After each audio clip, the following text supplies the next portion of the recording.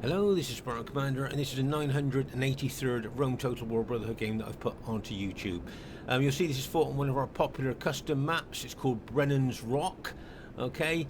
And we've looked at this map a few times, but I always think it's nice to remind people that Team 2 could, if they wanted to, have a big advantage here by forming up on this higher ground. And if we in Team 1 want to attack, look, can you see we'd have to attack uphill, or upslope or uphill. It's more of a hill, I suppose. And there, let you see, so on either side of that higher ground, we would be attacking uphill if Team 2 really wants to form up there. You can see the map is very full of undulating ground as well. So tactical ground movement is quite important on this map as well. It's quite a popular map. And there's a couple of reasons I want to show this battle, as you will see as the battle unfolds. Okay, so our first teammate is USSR Cat, and he's bought the Seleucid faction. Now he's got 14 Silver Shield pikes and 6 cataphracts. Quick look at the upgrades on his pikes. You'll see they've only got 7 upgrades. Seleucid morale's not very good, so possibly 2 experience stripes instead of 1 might be better, but of course it's up to the general and what upgrades he wants to put on. 6 upgrades, just gold shield, gold attack. Is that enough for Seleucid morale? You can see a lot of his units are just gold shield, gold attack. So we just have to see how they perform during the course of the battle. And if I remember correctly, I think his cavalry were only, his cavalry are only gold shield, gold attack as well. Okay, so I think that's an interesting Seleucid army there, and it'll be interesting to see how well Cat uses it during the course of the day. If you just look at the length of those Seleucid pikes, I know we've looked at these a lot in the past, but the enemy have to fight all the way down those pikes to kill the man on the other end. So as I say, it'll be interesting to see how well Cat handles that during the course of the battle. Our next teammate is Brotherhood member Spitfyr. Now Spitfyr's got 9 chosen swordsmen, 2 warband, 3 druids and 6 chariots there. If you have a look at the upgrades on his chosen swordsman, you see he's got 8 upgrades, 2 experience stripes, gold shield, gold attack. As we've talked about before, I think chosen swordsmen are very underestimated infantry, and with good upgrades on, you'd be surprised on how tough they are. He's got a couple of warband units here. Now these are kind of like anti-cavalry. You can see, remember, any unit carrying a spear or a pike is anti-cavalry in Rome Total War, so he's got a couple of those units there. Now here's something you might find interesting. 3 druid units. Now remember, the morale of most barbarian units is pretty low, so to bring morale boosting units is a really good tactical move. And as I say, he's bought 3 there, so that's 3 extra morale boosting units he's bought, as well as his general. So well done to him there. It's quite an interesting army there. And there's his general. Now Britannia's got 2 lots of chariots. They've got the heavy chariots with 3 upgrades on, which I think are about 3 hit points, and they're about 580 denarii. All these barbarian warlord chariots that are over 1,000 denarii, but they've got 5 hit points. And what I found is, experimenting with both chariots, that I would always recommend these barbarian warlord chariots, because those 5 hit points really make a difference. Plus, these guys don't run amok. Okay, Britannia chariots do not run amok. If they get routed, they leave the battlefield like any other chariot unit. And pound for pound, they're thought to be the best chariots in the game. Okay, so I think that's a pretty interesting Britannia army there of Spitfyrs. Our next teammate is Brotherhood member Fesen with his faction of choice. And I think, if I remember, he's got 18 Sacred Band units. Okay, and he's got a militia unit, a town militia unit there, which I'm presuming he's going to use as pilot shield units there.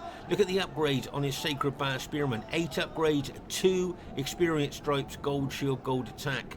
And as I say, this is Fesen's faction of choice. There you are, 8 upgrades, 2 experience stripes on, you know, these Sacred Band units we know are really tough anyway. And with those upgrades on, makes them even tougher. As I say, the town militia probably be his pilot shield units there. But if you notice there, no cavalry. Okay, Fesen doesn't bring any cavalry with his faction of choice. He just concentrates his money on the spearmen. Okay, and our last teammate is myself, Spartan Commander. It's bought a very old Roman army. I'll get ready for this. 15 infantry and 5 cavalry. Okay, 15 infantry and 5 cavalry. So we've got quite a diverse team here, really, haven't we? I mean, we've got the Seleucids with Cat, we've got Britannia there with Spitfyr, we've got Carthage with Fesen, and Rome with myself there. It's got the potential to be a cracking battle, and I hope you enjoy it.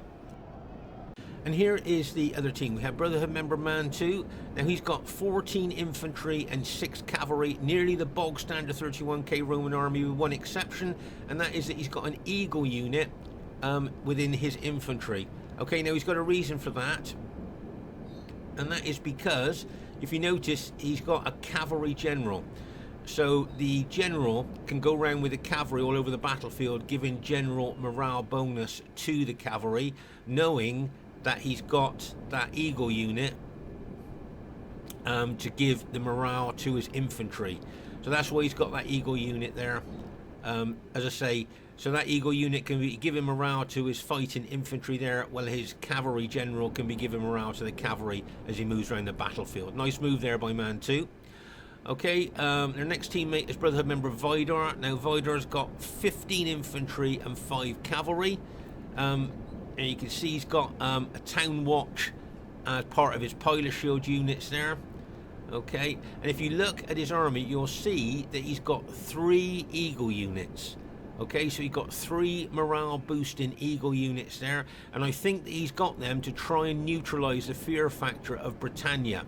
Okay, that's why I think he's got that. You'll see he's got 5 cavalry, and if you notice that cavalry formation there, very old school. The last person I've seen with a cavalry formation like that was Brotherhood member Spearman a few years ago now, but quite a few people used to use that battle formation many years ago for their cavalry.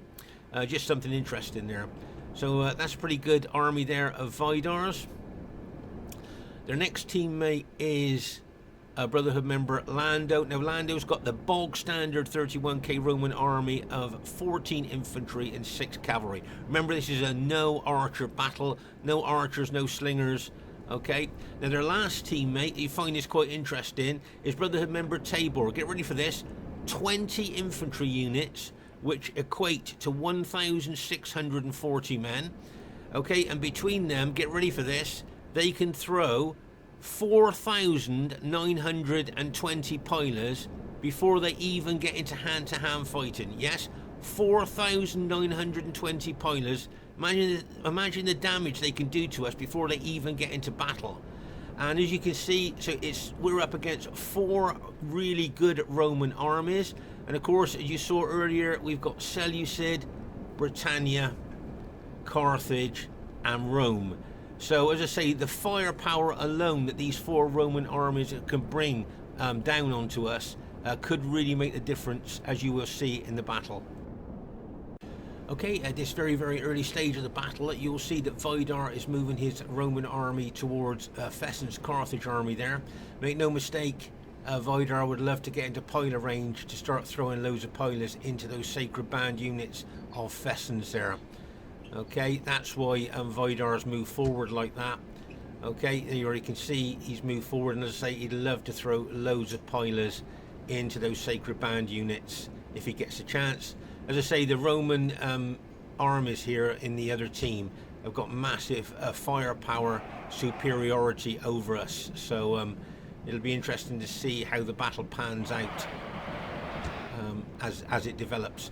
Okay, so over here you'll see that Spitfyr is moving his Britannia army over here towards Vidar and Mantu.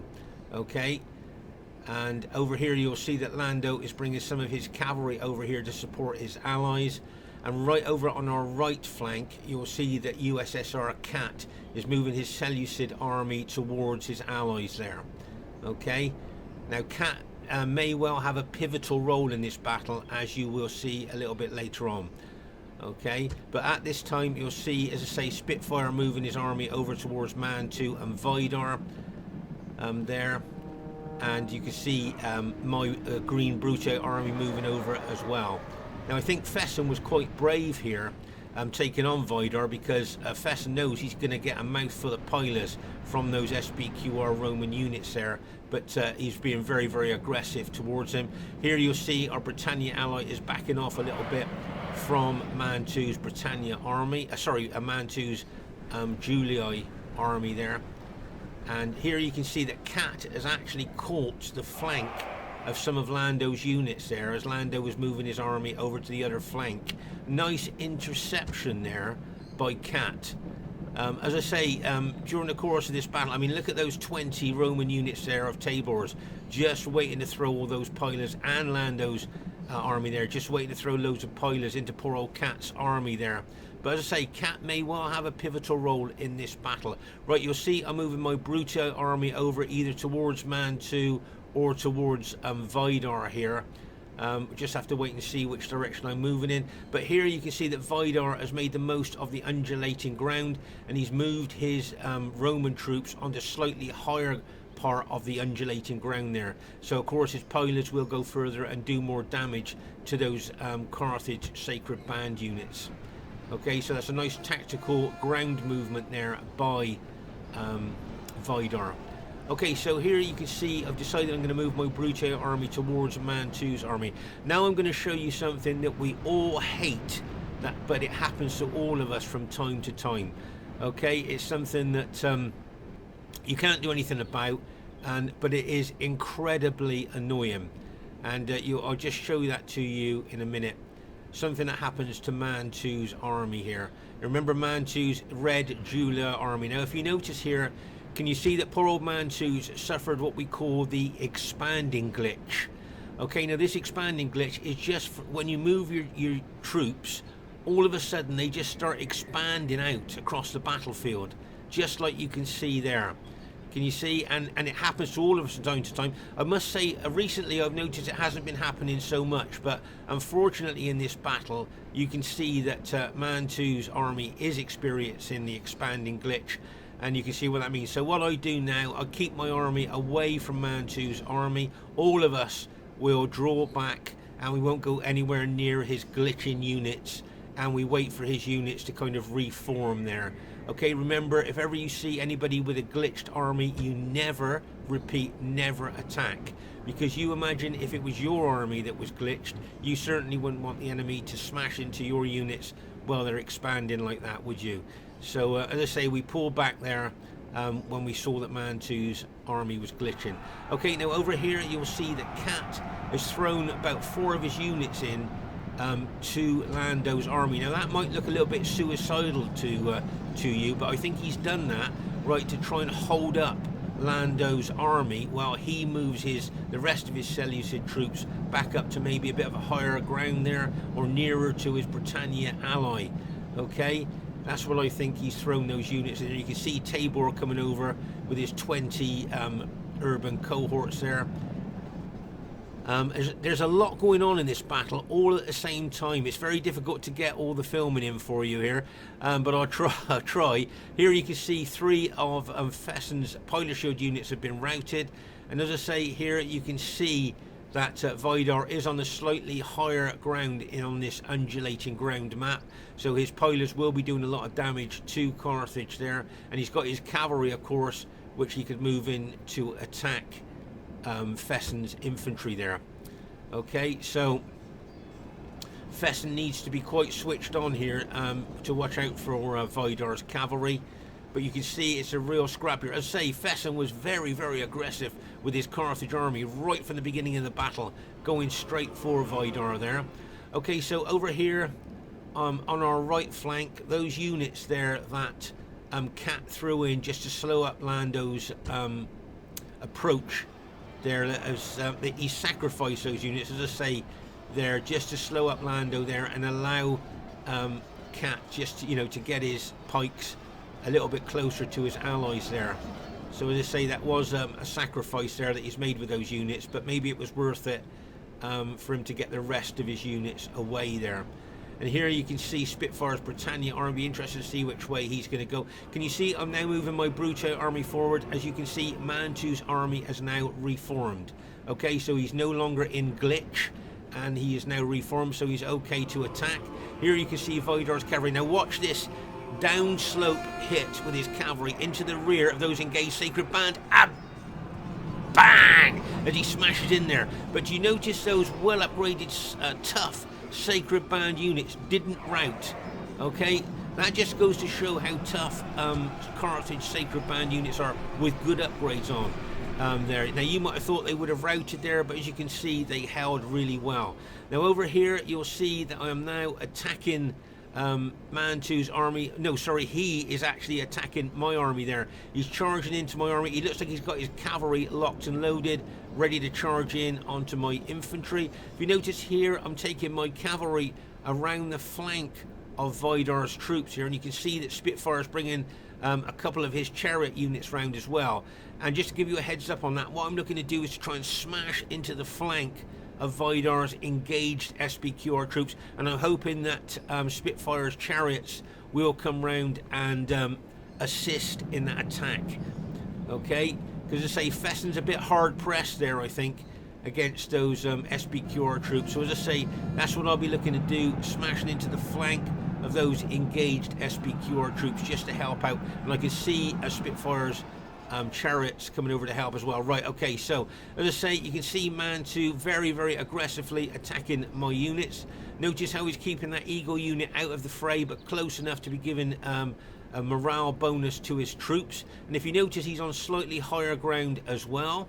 Okay, but here you can see Britannia coming over here, Spitfyr bringing this Britannia army. Remember, those chariots will be lowering the morale of enemy troops. Now Lando can see the danger what's facing his allies here, so he's bringing his blue skipper army over to help, try and help his teammates. Okay, nice bit of teamwork there by Lando. But over here, look, you can see USSR Cap is going to get a mouthful of pilers there from all those units there. You can see those units that he sacrificed there just to hold up Lando's progress towards his pikes.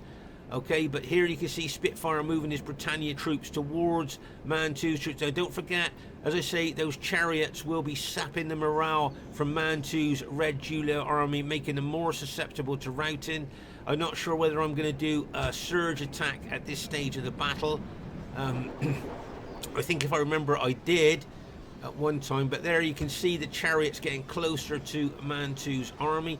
Meanwhile, over here on our left flank, as I said earlier, I'm looking to charge my cavalry into the flank of those engaged SPQR infantry there. Get ready for this. 5 good cavalry going to smash in there and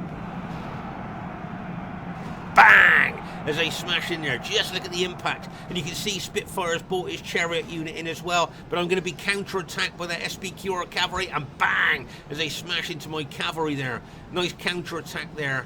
But as I say, you can see Spitfyre's chariot there. Remember, it's not just attacking the enemy troops, it's sapping the morale from the enemy troops as well, making them more susceptible to routing. Right, okay, can you see a lot of Mantu's units are starting to rout now? And what I'm going to do is surge attack. I think if I remember correctly, you can see my Britannia ally moving in, but Lando's infantry is attacking the flank of Spitfyre's Britannia army there. Okay, so watch my green Brutii infantry. Can you see I'm surging? I'm surging forward now into those routing Julia units just to make sure they're going to rout. And as I say, the effect of those Britannia chariots there, sapping the morale of Mantu's troops. Now, did you see Mantu ran his cavalry into his routing infantry? Okay, if you do that, the routing infantry's drop of morale, because they're routing, will drop the morale of his cavalry, and his cavalry will rout as well. Okay, now meanwhile over here you'll see that Lando is attacking some of Spitfyre's Britannia units there, as you can see. So that's a mighty army of Landos there. But over here, can you see how aggressive Cat is being with his cataphracts there? If you notice, if you look closely, you'll see they're using their effective against armor maces. Now, why Cat is doing this, okay, is he's kind of like sacrificing his army for the team. He's taking one for the team here. What he's trying to do is hold up these 20 units of SPQR troops to stop them coming over to the rest of the battlefield there. Okay, now which way Lando's going to go, I'm not sure. I don't know whether Lando's going to go left or go right, whether Lando's going to come down here and help finish off maybe Cat's army, or whether Lando's going to attack my infantry there. I don't know. But you might have noticed that my infantry have changed trajectory there towards Lando. Okay, now over here, As I say, you can see this is a real nasty scrap here between the Carthaginian Sacred Band troops and those SPQR troops. You can see Spitfyre's got a couple of his chariots there. As I say, it's not so much the attacking that the chariots do, it's the morale sapping ability they've got. You notice that, look, frightened by chariots. So you know their morale has dropped like a stone, okay? And all those SPQR infantry will be frightened by chariots. So as I say, the effect of chariots can never be underestimated, okay? And if you notice here, Spitfyr is using his chariots really well. This is one of the reasons I wanted to show this battle, was just to show you the effect of chariots when they're handled well, okay? And Spitfyr is handling those Britannia chariots all over the battlefield really well there. And as I say, here you can see a close-up of the fighting between the Sacred Band, well-upgraded spearmen, and Vidar's SPQR troops there. Okay, so there's a lot going on all over the battlefield at the moment.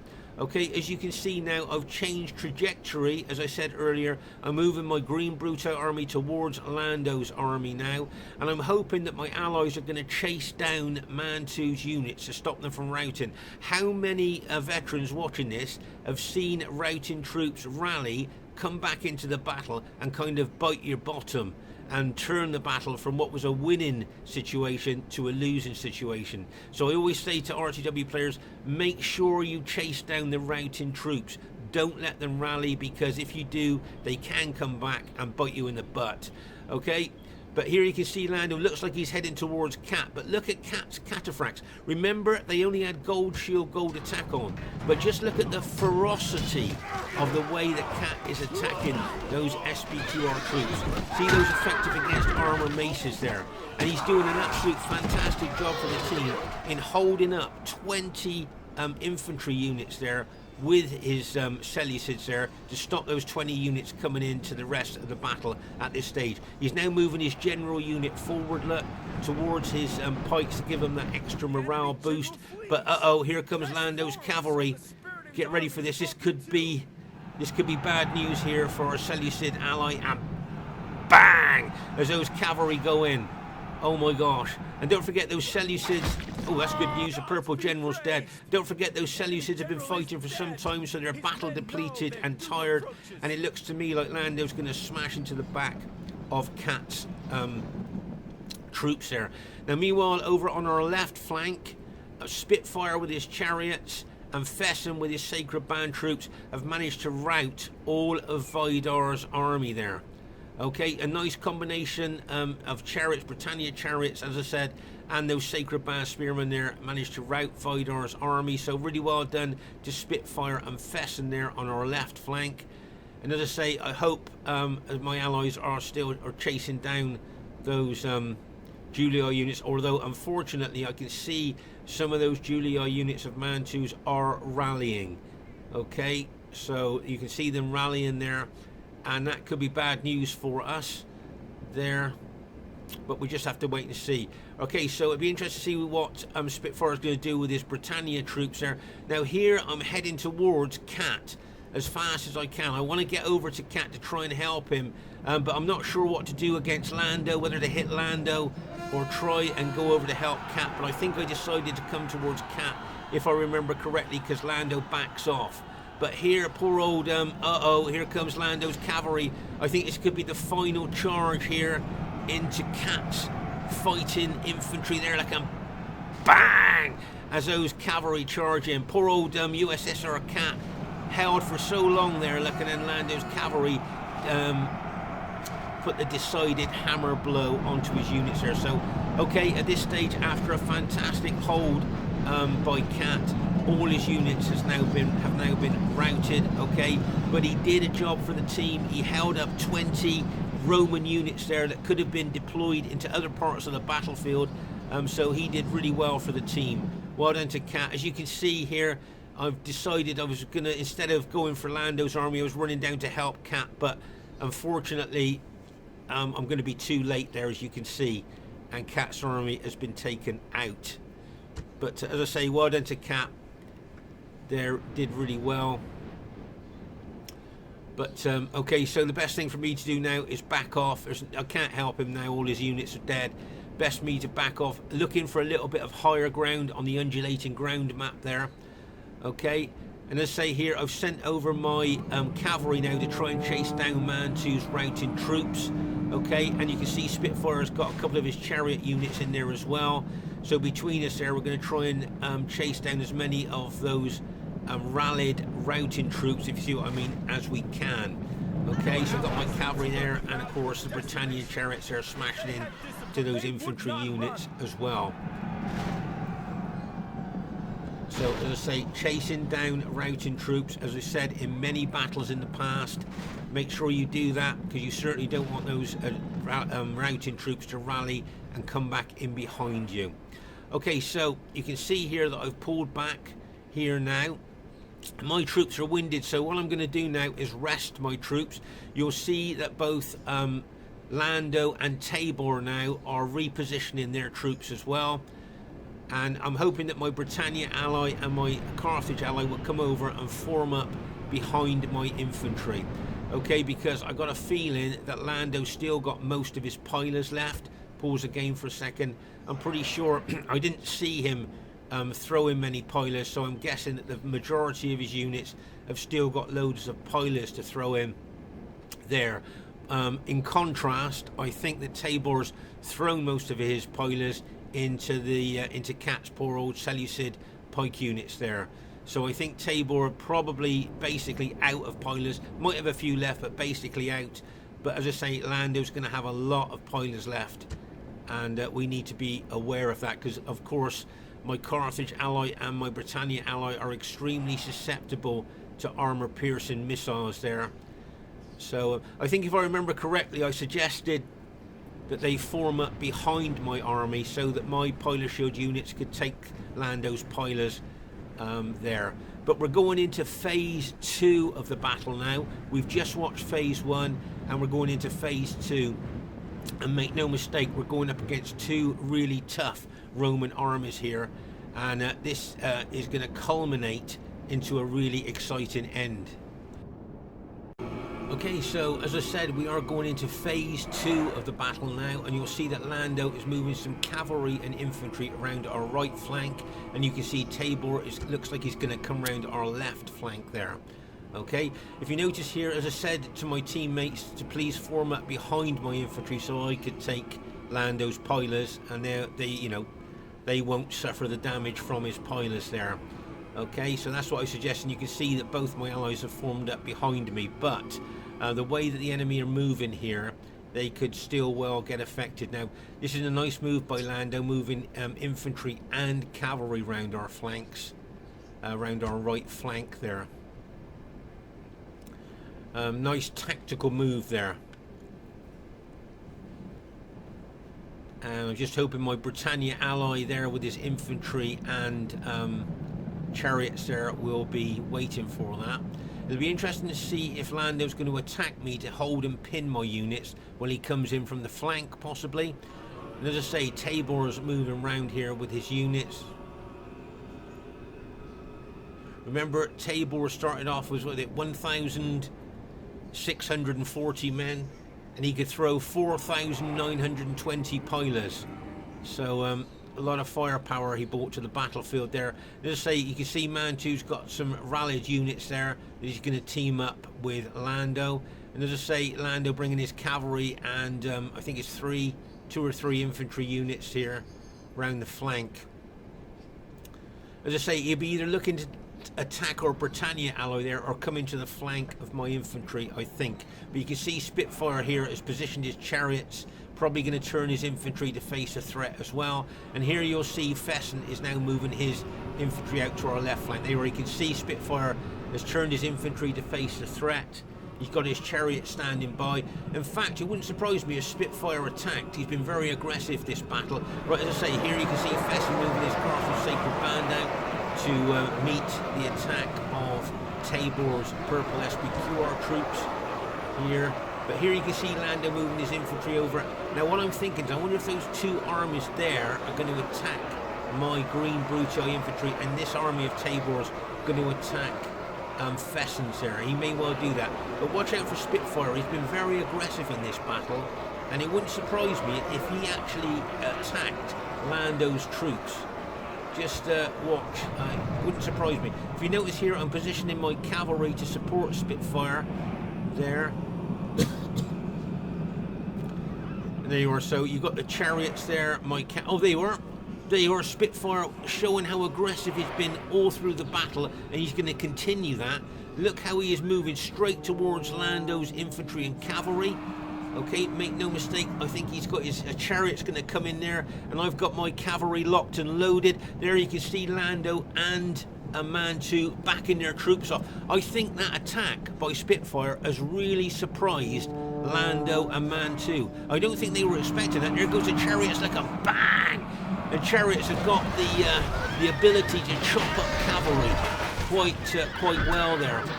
And Lando's cavalry were already battle damaged, I think. And there you can see my cavalry charging in as well. They're like a bang. There you are. And I think, as I say, I don't think Lando was expecting that attack from Spitfyr. Spitfyr caught him on the hop there with his infantry and chariots, and then I'm going to ram my cavalry home there to ram home their attack. So, yeah, as I say, I don't think Lando was expecting that. Now, is Lando going to attack my army, or is he going to move over to attack Fesen's? If you notice, Fesen's gone down the slope a little bit there. Can you see that? He's gone down the slope a little bit, and Lando may well look to crash him into the flank. You've got Tabor's infantry that could move round onto Fesen there. What I think I'm going to do is, if I can catch Lando's army moving, I'm going to attack his army. Okay, so we've managed to rout that cavalry of Lando's and his infantry. Right, can you see Lando's flank now is a really inviting target for my infantry? I'm going to look to smash in there, I think. I need to move quite fast, try and catch his infantry while it's on the move. Okay, there you are. Can you see my Britannia army going to move forward now and move towards Lando's army? There, you can see that coming in. You can see my cavalry. I'm going to ram home my infantry attack with my cavalry. There you are. See my cavalry going in there, going to go right for the heart of that Scipii army there, like a bang! And I'm doing a surge attack. Can you see? I'm surging with my infantry at the same time. I've got enemy SBQR cavalry and infantry coming in behind my infantry there. There you can see Tabor's infantry coming around my flank. There you can see Fesen pushing in with his sacred band against Lando's infantry. You see that? Nice move there by Fesen. I'm going to bring my cavalry back to lock and load it, to ready to charge it in as well. Now at this stage of the battle, things not looking very good for my army. Can you see that Tabor's got some of his infantry in behind my infantry there, as well as I'm fighting forward? Okay, so I'm fighting Lando's infantry. You can see Fesen's brought his sacred band in, as I say, attacking Lando's infantry here. You can see our Britannia ally Spitfyr coming over with his chariots and infantry. And as I say, I've locked and loaded my cavalry, and I'm looking to charge in there, and the chariots here as well. Remember the morale sapping ability that they've got. Those units will already be probably feeling the morale sapping from those chariots there. Okay, but there you are. You can see my green Britannia army almost being engulfed by enemy SBQR troops. Need to do something about that. Okay, right, here comes my cavalry. Now get ready for this. I'm aiming for the furthest SBQR unit through my own infantry, and bang! As they smash in there. Bang! Can you see that impact there? You can see the chariots in there as well, sapping them around. Here comes another chariot unit, look! And bang! As it charges in there. Oh my gosh, a mass rout. Okay, the SBQR units have just mass routed there. Oh my gosh, and I think Lando has just admitted defeat. So it looks like our team has managed to go on to win the battle here. Okay. As I say, there was so much going on in this battle all over the place. It was one of the most difficult battles that I've had to film recently. But nice use of chariots here by Spitfyr. This is one of the reasons I wanted to show this battle, was to show how effective chariots are, and B, how effective they are if they're used properly. And I think Spitfyr there displayed a really good use of how to use chariots there. If you move over here, you can see that's where we were chasing down, I think, Mantu's routing troops there. If you remember, I think that's where we were trying to chase them down there, so you can see the dead there. And then over here, this is where Vidar's army was completely routed there by a combination of Britannia chariots and Fesen's Sacred Band spearmen there. Okay, so you can just see the massive dead there. And you can see mostly it's SBQR infantry there. So that was a great combination hit there by the Britannia chariots of Spitfyr and the well upgraded spearmen of Fesen there. I thought that was a good example of how chariots worked with their allies there. And over here that you can see, this is where Mantu's Red Julia army was taken out there by a combination once again of chariots and infantry attack. There you can see, as I say, all of Tabor's infantry mass routing there. Over here, this is where our gallant ally Cat held up those 20 units of Tabor's there with his Seleucid army. Really well done to Cat. He definitely took one for the team there, but really good tactical play there, as I say, holding up those 20 units there that could throw 4,920 pilers in. So I know Cat's infantry would have suffered greatly from the piler strikes from Tabor's infantry. So as I say, well done to Cat there. Did really well. And over there, that's those units he sacrificed. You remember we saw them throw them in there to stop Lando from chasing his units so closely. That gave him breathing space, if you see what I mean. And so there we are. So well done to my allies. As I say, I wanted to show this battle for a couple of reasons, and I'll try and explain that to you. Okay, so the first things I'd like to say is really well played to everybody in the game. I thought everybody played well. Now, I don't usually show clear victories. I prefer close and average. I don't like clear victories, but there was a couple of things I wanted to show you on this battle. How well chariots, if used properly, can be very, very effective on the battlefield. Okay, you saw, I think Spitfyr gave a really good display on how to use chariots all around the battlefield there. So that was one reason I wanted to show this battle. And there's another reason here when we have a look at the kills. So well done to Tabor, got some really good kills there with his army there. So well done to him. Well done to Lando, really great kills with his army. Well done to Lando. Now, Vidar might be a bit disappointed he got less than 1,000 kills, but he did well. And I'm guessing that Mantu will be disappointed as well, but he was hit there, wasn't he? You saw his kind of troops mass routed by the effect of chariots and a surge attack on his troops. So well done, guys. Now, you see, I've got 1,638 kills. Great kills, okay? Fesen did well with his Sacred Band, so really well done to Fesen. And here's the other thing I wanted to show you on this battle. See, Spitfyr, him and myself, if you notice, got the same kills. Now, how rare is that in a 4v4 for two players to get exactly the same kills? That is another reason why I wanted to show this battle to you. Very, very rare to see that. Two players in a 4v4 getting the same kills. Very, very rare. So, as I say, that's another reason. And well done to Cat. Now, he'd obviously be a bit disappointed he got less than 1,000 kills, but he, I thought, had a pivotal role in this battle in holding up 20 units of Tabor's troops there that, as I said, could throw 4,920 pilers into our troops. But instead of that, most of those pilers went into Cat's infantry there. So, as I say, I want to show this battle, A, to show how well chariots, how effective chariots can be when used really well, and that's what he did. And you can see here that the enemy team got the second, we got the joint first kills, and they got the second and third highest kills. I thought you might find that interesting there.